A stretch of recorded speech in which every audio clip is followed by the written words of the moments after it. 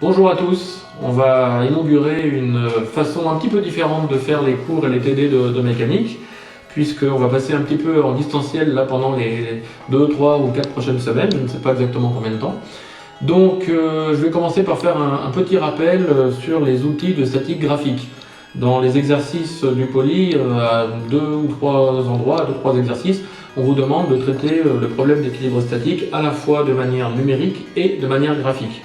Donc pour ça, il faut simplement quelques feuilles de papier vraiment standard, une règle, une équerre, quelques stylos de couleur et puis éventuellement un compas, une calculatrice, d'accord, et puis quelques outils que je vais vous présenter et qui vont vous servir ensuite donc pour résoudre ces problèmes. A tout de suite.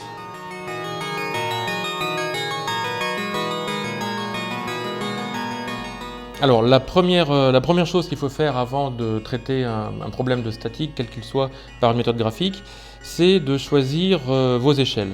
Alors je dis vos échelles parce qu'il y a deux échelles à prendre en compte. Il y a d'une part l'échelle géométrique, où vous allez tracer votre problème avec une échelle qui respecte les proportions de la réalité, les grandeurs de la réalité. Et deuxièmement, une échelle des forces, où chaque force aura une longueur proportionnelle à la vraie force. Si vous changez d'échelle pendant votre dessin, si vous écartez ou si vous tracez de façon approximative, évidemment, les méthodes graphiques ne fonctionneront pas. Donc on va commencer par choisir deux échelles. Premièrement, une échelle géométrique. Donc l'échelle géométrique, vous allez la choisir en général par rapport à la taille de votre dessin. Hein. Il ne faut pas que le dessin déborde. Il ne faut pas non plus une échelle de manière à ce que le dessin soit trop petit. Si vous dessinez sur un timbre-poste comme ça avec des forces, des mouvements, etc., on ne va rien voir. Donc essayez de faire une échelle en gros pleine page. Dans les TD, dans le contrôle, en TP, etc., très souvent l'échelle est donnée sur le sujet. Et puis, deuxièmement, une échelle des forces. Donc l'idée c'est de représenter toutes les forces par des vecteurs, ça vous l'avez déjà vu en cours, et que chacun des vecteurs que vous allez dessiner ait la même longueur, une longueur proportionnelle à la vraie force. Donc par exemple si j'ai une force de mettons 100 newtons, je peux très bien dessiner avec un trait qui fait exactement 10 cm, d'accord. Si j'ai une force de 100 newtons qui est proportionnelle comme ça à un trait de 10 cm, bien à chaque fois que je vais mesurer une force sur mon dessin, par une simple règle de 3, je pourrais retrouver la valeur de la force. Par exemple, si je trouve par un dessin graphique une force qui fait 4 cm, donc vous pouvez travailler en centimètres ou en millimètres ou en ce que vous voulez, ça n'a pas d'importance, restez juste cohérent. Eh bien ça me donnera une force qui aura dans la réalité 40 newtons. Et de la même façon, si je trouve une force par dessin comme ça, avec une longueur par exemple de 150 mm, eh bien ça me donnera une force de 150 newtons. Bon, ça c'est assez facile.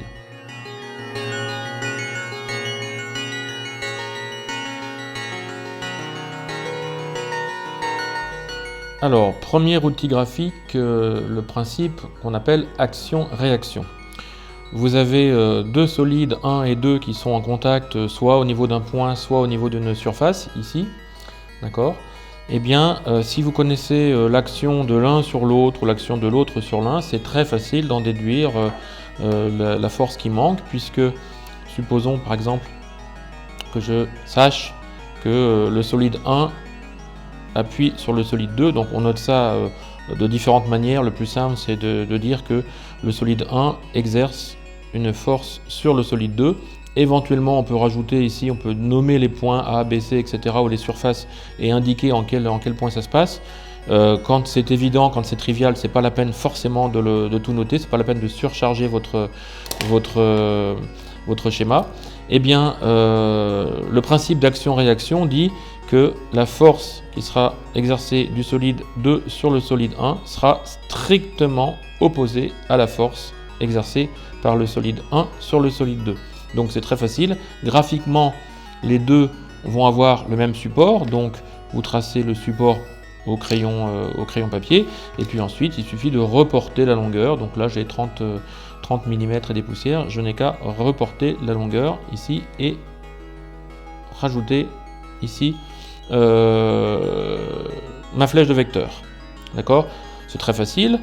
Il y a un cas particulier, très important, j'insiste parce que ça peut nous aider beaucoup dans certains TD, dans certaines hypothèses, c'est s'il n'y a pas de frottement entre 1 et 2, si vous faites soit une hypothèse, soit on vous impose qu'il n'y ait pas de frottement entre 1 et 2, dans ce cas-là, le support des forces est orthogonal, perpendiculaire, normal, vous utilisez le mot que vous voulez, et perpendiculaire à la surface de contact. Supposons que la surface de contact, ce soit une petite surface comme ça, d'accord, je dessine à peu près. Et bien dans ce cas, si on n'avait pas de frottement, obligatoirement les deux forces seraient suivant cette direction. Donc n'hésitez pas à indiquer le petit symbole ici de normalité, d'orthogonalité, d'accord. Et dans ce cas-là, si par exemple une force était comme ceci, l'autre serait l'opposé. Pensez bien à ça, c'est extrêmement important et il y a de nombreux sujets de TD ou même en TP où on néglige le frottement.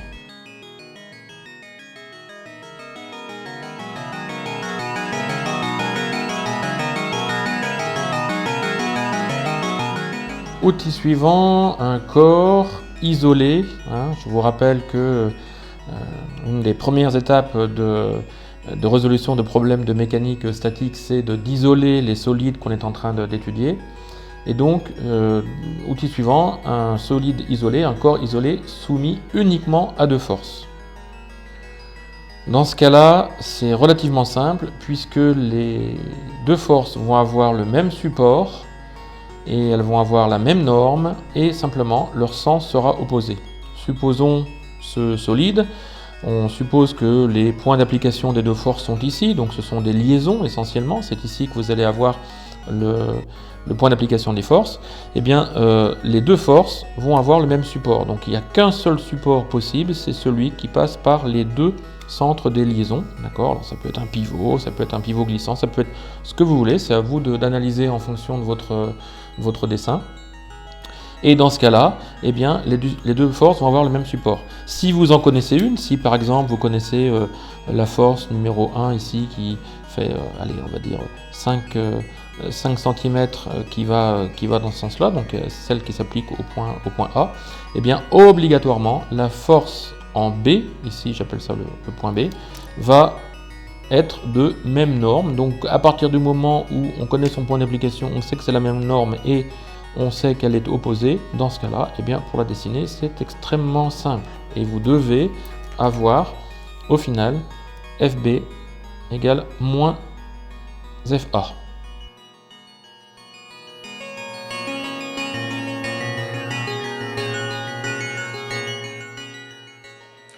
Alors, l'outil suivant est relativement important, il est relativement omniprésent dans les sujets de statique, on va dire, de niveau DUT première année MP. Il s'agit d'un corps qui n'est soumis qu'à trois forces quelconques. Alors quand je dis trois forces quelconques, ça veut dire qu'elles sont ni parallèles, ni nulles, ni vraiment elles sont quelconques, elles sont orientées différemment, elles sont vraiment en vrac, entre guillemets, et qu'il n'y a pas de moment sur le solide. Le résultat qu'on vous demande de connaître, certains d'entre vous le connaissent, mais on oublie une partie. Il y a deux conditions graphiquement pour que ça fonctionne. Premièrement, il faut que les trois supports de vos forces soient concurrents, d'accord? Ils se croisent tous les trois en un même point. Ça, c'est une condition, on va dire, sine qua non. L'autre condition, c'est que une fois que vous avez vos supports, eh bien, les trois forces, si vous les dessinez comme ça, l'une à la suite des autres, les trois vecteurs, donc, forment un triangle fermé. D'accord? Donc les deux conditions sont obligatoires en même temps. Si vous n'arrivez pas à dessiner trois supports concurrents, ou si vous n'arrivez pas à fermer votre triangle, c'est soit que votre solide n'est pas en équilibre, soit vous avez oublié une force ou un moment ou quoi que ce soit. D'accord? Alors pour dessiner ces supports concurrents, ces forces et ce triangle, il faut connaître un certain nombre de choses. On ne peut pas, à partir d'une figure vide comme ça, sans rien connaître, on ne peut pas commencer à dessiner. On peut supposer par exemple que vous connaissez déjà une force. Vous avez par l'application d'autres d'autres dessins, d'autres outils graphiques, vous avez déjà par exemple déterminé cette force. On va appeler ce point là A, le point ici B, le point C. Vous avez déjà déterminer FA avec d'autres outils. Et puis on peut supposer que vous connaissez autre chose sur les forces en B ou en C. Ce sont des liaisons, il y a d'autres mécanismes. Peut-être vous connaissez par exemple le support de B, parce qu'on vous dit dans le texte que le support est horizontal pour des raisons techniques, supposer un solide qui se déplace, etc., une liaison glissière, peu importe. D'accord ? Et donc à partir de la connaissance de ces quelques éléments, vous pouvez en déduire les autres. Le premier principe ici vous dit que les trois supports sont concurrents. Si vous connaissez un support, si vous connaissez l'autre support, eh bien, forcément, pour que le solide soit à l'équilibre, il faut que le troisième soit concurrent. À partir du moment où vous savez que la force, elle passe par ce centre de liaison, par exemple ici, eh bien, elle va devoir également passer par l'intersection, et donc vous en déduisez automatiquement le support de la troisième force. Si le solide est en équilibre, alors son support est obligatoirement cette droite-ci. Maintenant, il faut que le triangle formé par les trois vecteurs, comme ça, les uns à la suite des autres, soit un triangle fermé. Donc il faut construire un triangle dont un des côtés soit parallèle à ce support, le deuxième côté parallèle à ce support et le troisième côté parallèle à ce support. Et en faisant ça, vous allez voir que le triangle forcément sera une figure fermée. Donc là, vous avez plusieurs solutions. Il y a déjà ici le vecteur qui a été formé. On peut par exemple dessiner une parallèle à ce côté qui passe par ce point. D'accord ? Donc je dessine la parallèle. Alors vous appliquerez en utilisant des équerres, des règles, etc. pour faire un dessin très très propre. Là c'est un exemple. Donc là je dessine une parallèle à cette droite. Si je dessine maintenant une parallèle à celle-ci qui passe par ce point là, d'accord ? Regardez ce que j'obtiens de manière assez évidente. Donc cette-là et celle-là sont parallèles. J'obtiens un triangle qui est fermé. Un des côtés est la force FA. Obligatoirement, le deuxième côté, si je joins ici, je dessine mon vecteur à la queue leu, comme ça, je fais vraiment la suite des vecteurs, eh bien je vais avoir la force en C. Et si je continue et que je ferme mon triangle avec le troisième côté, et donc la troisième force que je dessine toujours à la queue leu, que j'appelle FB, eh bien je vais avoir la troisième force FB. J'ai bien FA plus FB plus FC qui est égal à 0, la somme est égale à 0, donc j'ai bien l'équilibre des forces. Je n'ai pas de moment puisque les trois supports sont concurrents ici. Je vais donc réaliser mon problème.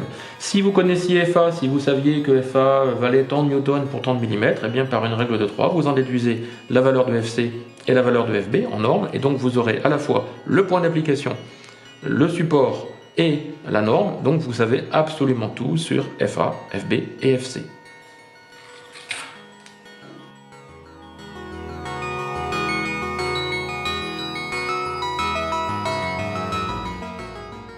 L'outil suivant est le calcul de la résultante de deux forces parallèles et qui vont toutes les deux dans la même direction. J'insiste bien sur le fait de parallèle. La résultante, c'est une force qui va agir exactement de la même façon que les deux qui sont ici. C'est-à-dire qu'elle aura le même résultat, la même influence, à la fois en termes de force et de moment sur le solide qui est ici. La conséquence de cette propriété, c'est que si vous calculez, si vous mesurez la résultante de ces deux forces FA et FB, eh bien vous pourrez remplacer FA et FB par la résultante. Du point de vue statique, ce sera exactement la même chose. Donc par exemple, si vous avez un solide soumis à 4 forces, dont 2 parallèles, vous ne savez pas résoudre ce problème. Ce n'est pas quelque chose qu'on sait faire tout de suite comme ça en première année. On sait faire que des problèmes qui ont 3 forces. Mais si vous remplacez ces deux-là par leur résultante, eh bien, vous passez de 4 à 3 forces et donc vous pourrez appliquer l'outil précédent. Alors la construction n'est pas très compliquée, il faut prendre un peu de soin. La première étape consiste à projeter chacun des vecteurs, chacune des forces, sur le support de l'autre. Donc le support de celle-là, je le dessine, il est ici. Le support de celle-ci, je le dessine, il est là. Et je projette chacune des forces sur le support de l'autre. Donc FB ici va venir se projeter ici. Je vais dessiner ça en couleur, vous verrez un peu mieux. Voilà. Et FA vient se projeter ici. D'accord ? Donc je viens projeter comme ça, tout simplement en mesurant les dimensions ou en traçant un trait. Ensuite, je vais relier le point projeté de chacune des forces à l'origine de la force. Dans le cas de B, eh bien, le point projeté il est ici et l'autre point c'est le point B, donc je viens relier les deux. Je fais de la même façon, j'opère la même chose avec la force A. Voilà, ça me donne deux droites qui sont évidemment concurrentes. Eh bien, le solide peut être modélisé par une seule force qu'on appelle la résultante qui va passer par ce point, d'accord, le point de concours. Puisque les deux forces sont parallèles, eh bien, la résultante elle-même sera parallèle, donc c'est une force qui est parallèle aux deux premières, donc je peux dessiner le support, ça passe par I. Sa longueur, sa norme, ça sera la somme des deux. Alors j'ai fait ça un petit peu au pif, j'aurais dû mesurer avant. Ici j'ai 2 cm, ici j'ai 4 cm, donc c'est une force qui mesurera 6 cm. Je relie ici les points d'origine des forces et ça me donne ici une seule force qui fait 6 cm de long, hein, c'est bien FA plus FB. Je l'appelle R comme résultante. Et je peux maintenant gommer les autres. Je peux les supprimer, les effacer.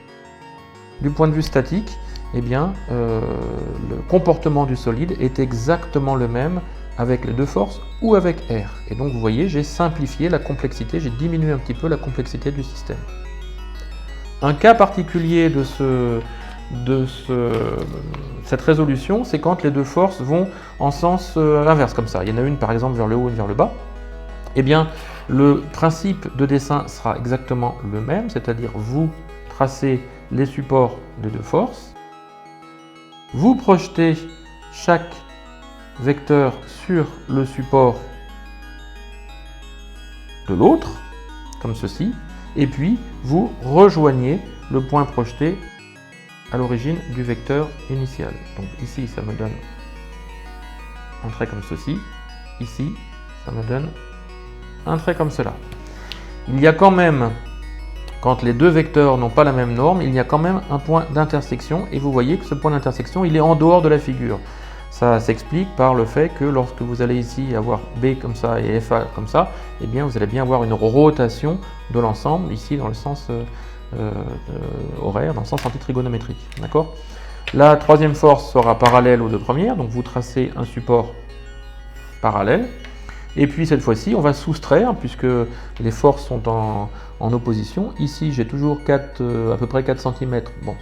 Et ici 2 cm. Donc 4 moins 2, ça fait 2 cm. La résultante mesure 2 cm de long. Voilà. Et elle est située à l'extérieur. Maintenant que j'ai tracé cette figure, je peux éliminer les deux premières, FA et FB, et il n'y a pas de souci. Notez, si les deux ont la même longueur, eh bien, R vaut 0, il n'y a pas de résultante et il y a un moment pur de rotation.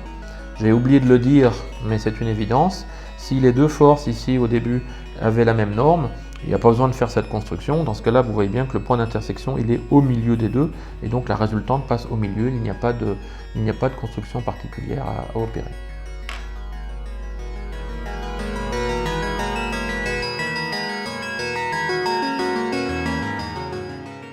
L'outil suivant est un outil que vous allez utiliser lorsque vous avez par exemple un objet, un solide ici, isolé, d'accord, qui est en appui sur deux supports, A et B. Le cas typique, c'est une voiture, la roue avant et la roue arrière sont posées sur la route, d'accord, donc il y a bien deux points d'appui, et le solide est soumis à une force F, quelque part ici. Pour une voiture, ça sera par exemple son poids qui sera au niveau de son centre de gravité. Dans ce cas-là, ce qu'on cherche à obtenir, c'est quelles sont les réactions des supports en A et en B, d'accord, si le solide n'est soumis qu'à ces forces-là. Alors, les supports en A et en B seront parallèles à la force F, au support de F, d'accord. Donc vous pouvez tout de suite tracer le support en A et le support en B. Dessinez bien sur du papier quadrillé, ça sera plus joli que ce que je fais, d'accord. Et puis on va opérer un petit peu comme l'outil précédent, c'est-à-dire qu'on va projeter les vecteurs sur les supports des autres. Simplement là, on ne connaît pas encore la valeur de FA ni de FB, on ne peut pas les projeter sur les autres. Par contre, on connaît la valeur de F. On peut donc projeter le vecteur F d'une part sur le support de A et d'autre part sur le support de B. D'accord ? Donc la construction, c'est facile, on trace le trait. Ensuite, eh bien on va relier la même chose que tout à l'heure. On va relier les points projetés au niveau des points d'appui qui sont opposés. Cette force-là, pardon, excusez-moi, je la relie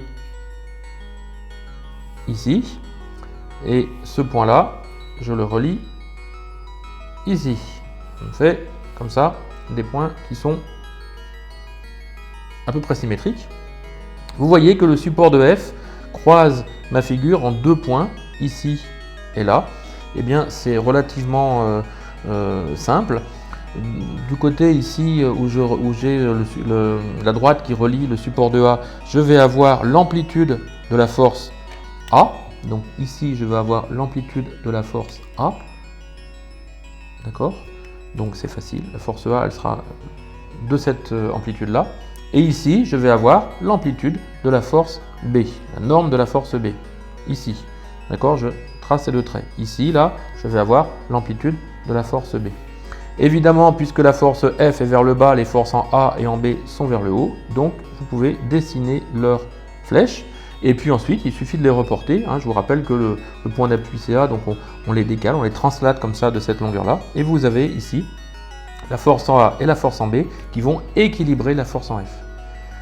Petite remarque, cas particulier, si F est exactement au milieu de AB, dans ce cas-là, on ne construit pas cette construction, on fait ici directement la moitié de F de chaque côté. Ça, c'est une première chose.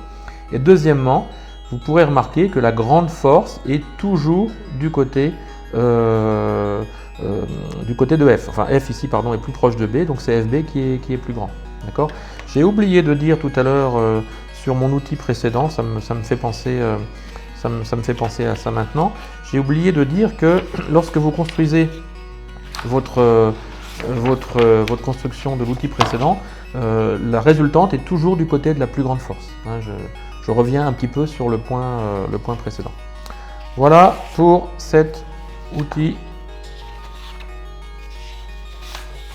C'est le bazar sur mon bureau. Essayez de travailler plus proprement que moi.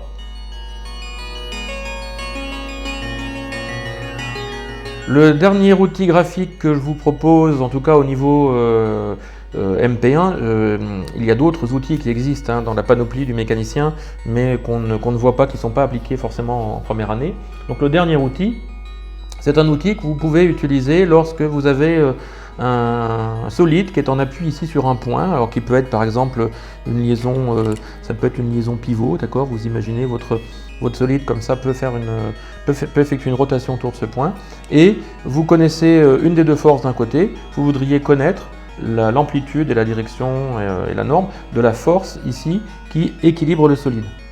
Pensez à une balançoire, vous êtes du côté de la balançoire, et puis là il y a votre petit frère, d'accord? Quelle est la masse nécessaire, quelle est la force nécessaire ici pour équilibrer? Donc là on a un souci puisque on ne peut pas projeter comme tout à l'heure cette force là ici ou cette force là ici, puisqu'on ne connaît pas son amplitude. La seule dont on connaisse l'amplitude, c'est celle-ci, d'accord? Eh bien, on va utiliser un outil qui ressemble beaucoup aux autres.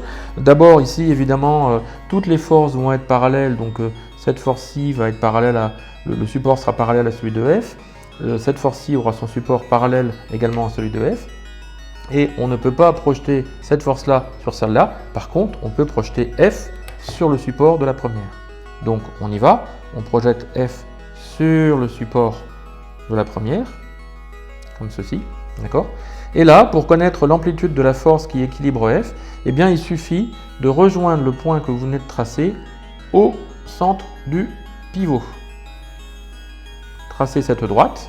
D'accord ?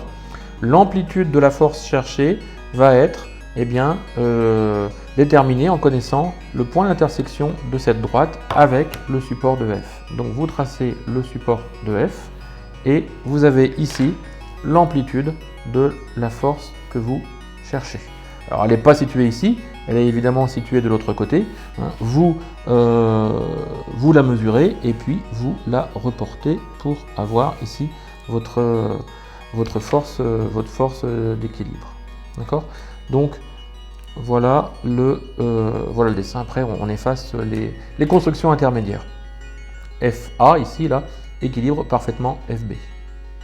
Si vous voulez connaître maintenant la résultante ici au niveau de la liaison, au niveau du pivot, eh bien c'est une force qui va être verticale, c'est une force qui va être ici dans mon cas vers le haut, hein, elle s'oppose aux deux autres, et la norme va être la somme des deux. Donc j'ai pris, j'ai 25 mm d'un côté, j'ai 50 mm, donc ce sera quelque chose en 75 mm.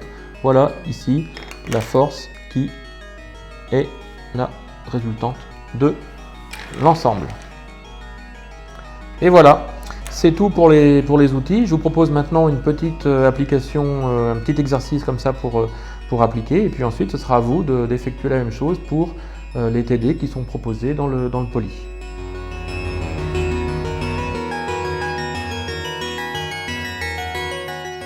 Alors voilà un petit exercice d'application des différents outils graphiques qu'on a vus ensemble.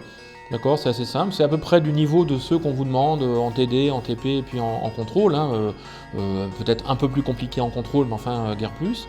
Donc c'est un solide qui est constitué de... c'est un mécanisme qui est constitué de deux solides. Ici vous avez un mât qui va supporter une charge, d'accord? Donc c'est un mât solide rigide, on va négliger son poids, et il est en liaison pivot par rapport à la pièce numéro 0 qu'on appelle le bâti, qu'on appelle le corps, d'accord? On va dire c'est la référence. Et puis pour éviter que tout tombe, hein, si je laisse juste comme ça un mât en liaison pivot et puis que je mets une charge, évidemment ça tombe comme ça dans le sens anti-trigo, eh bien je rajoute un tirant. Alors tirant je l'ai écrit ici, hein, pour ceux qui ont des petits soucis avec l'orthographe. Ne confondez pas tirant, c'est le participe présent du verbe tirer. D'accord, on tire sur un objet, hein, et le synonyme du dictateur, d'accord, qui lui s'écrit T-Y-R-A-N. S'il vous plaît, ne mélangez pas les deux, je trouve ça assez risible dans une copie. Bon, passons. Donc la pièce numéro 2, c'est un tirant qui va donc tirer, hein, empêcher le mât ici de tomber vers la droite. Il est en liaison pivot ou pivot glissant ici au niveau de D et pivot ou pivot glissant au niveau de C. Question, connaissant la charge P, j'ai mis une valeur arbitraire de 100 newtons, ça me semble pas beaucoup 100 newtons, je vais mettre 1000 newtons si vous voulez bien, sinon ça ne sert pas à grand chose, voilà. Connaissant la valeur de P, 1000 newtons, calculez les efforts en D, en C et en A, d'accord, pour savoir si la structure va résister. Première étape, l'échelle. Donc l'échelle géométrique, elle est donnée par le dessin, d'accord, je n'ai pas trop le choix, c'est le dessin qui m'impose les différentes valeurs, donc je garde. Deuxième échelle, l'échelle des forces, et bien pour 1000 newtons, je décide ici de prendre cette échelle-là, c'est-à-dire de dessiner un trait qui est ici de 26 mm. D'accord, ça me donne mon échelle correspondant aux forces. Deuxième étape, eh bien, on va isoler un par un les différents solides pour voir un petit peu comment ils se comportent par rapport aux forces en équilibre statique. Donc un conseil, commencez toujours par isoler les solides les plus simples, ceux qui sont soumis au moins de force. Ici vous avez 3 liaisons, donc au moins 3 forces. Donc tout de suite ça va devenir un petit peu compliqué. Ici sur le solide 2 vous n'avez que 2 liaisons, donc 2 forces, d'accord, puisqu'on néglige le poids aussi. Dans ce cas-là, évidemment, c'est beaucoup plus simple. Donc vous commencez par isoler, par la pensée, le solide CD. Ceux qui ne sont pas à l'aise en mécanique statique ou en mécanique tout court peuvent dessiner à côté, hein, vous redessinez C et D et puis vous isolez pour appliquer les différentes techniques. Vous pouvez aussi tout dessiner sur le même schéma, ça permet d'avoir moins de tracés et donc moins d'incertitudes. Donc j'isole CD, solide en équilibre soumis uniquement à 2 forces, et bien d'après l'outil que je vous ai présenté, ces 2 forces vont avoir le même support qui est justement la droite CD. Donc vous pouvez d'ores et déjà tracer la droite CD, d'accord, ce sera le support de la force en C et la force en D. On ne connaît pas leur valeur, on sait qu'elles vont être de même norme, on sait aussi que c'est un tirant, c'est-à-dire que lorsque la force ici est vers le bas, cette zone-là va être comme ça vers la droite, et donc on suppose que la force exercée par le mât sur le tirant au point D va être une force qui va être dirigée comme ça vers la droite, d'accord, et donc le tirant, lui, va exercer une force dirigée vers la gauche. Ensuite, je ne peux rien dire de plus, donc je laisse ici cette construction et je passe au solide suivant. Le solide suivant, c'est le solide A, B et D. Donc, même chose, je l'isole par la pensée, il est soumis à 3 forces extérieures, une force en B, ici, une force en D, c'est le tirant qui vient exercer une force, et une force en A.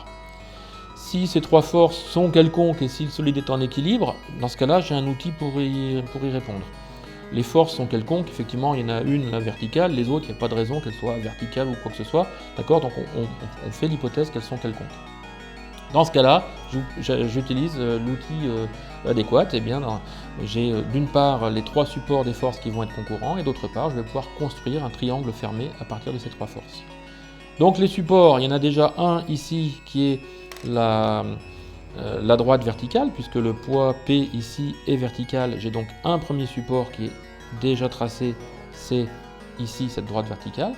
Et puis j'ai un autre support, puisque je sais que la force exercée par 2 sur 1 sera à l'opposé de la force exercée par 1 sur 2, l'outil numéro 1 je crois. Eh bien, elles partagent le même support. Donc le support de la force en D, il est ici, déjà tracé. D'accord, je le surligne en vert, déjà tracé.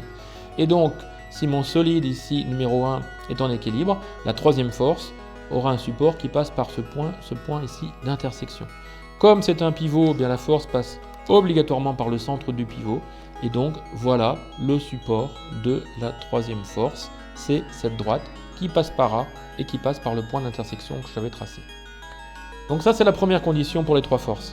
La deuxième condition, c'est de pouvoir dessiner un triangle fermé ayant pour chaque côté les trois forces, donc la force en B, la force en D et la force en A. Eh bien, j'ai déjà un bout de triangle qui apparaît, j'ai déjà ici les deux côtés d'un triangle, j'ai aussi ici les deux côtés d'un triangle, là je peux faire absolument ce que je veux, donc la construction, je la reporte où je veux. Cette force-là fait 26 mm, donc je peux la reporter ici.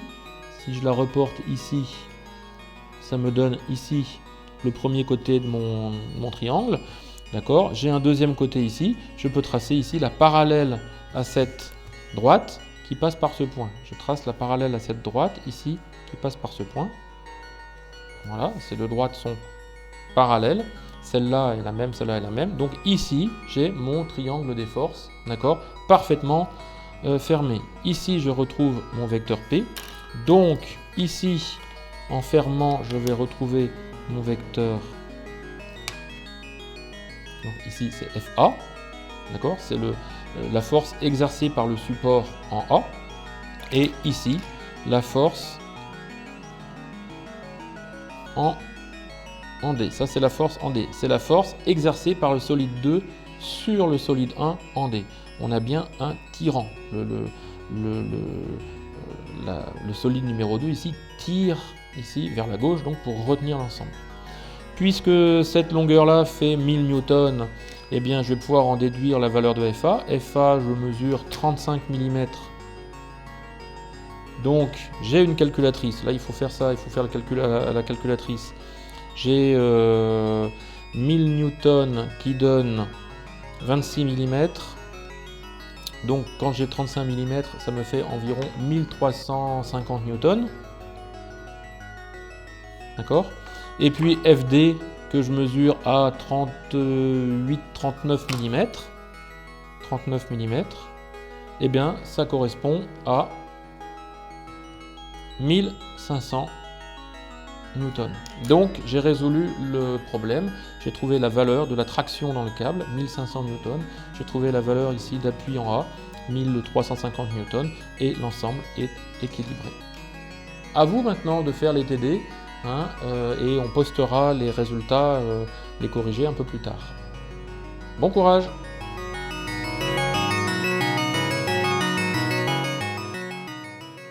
Voilà pour les exercices. Si vous avez des compléments d'information demandés, n'hésitez pas à nous envoyer des mails, soit à votre enseignant de TD, soit à moi-même.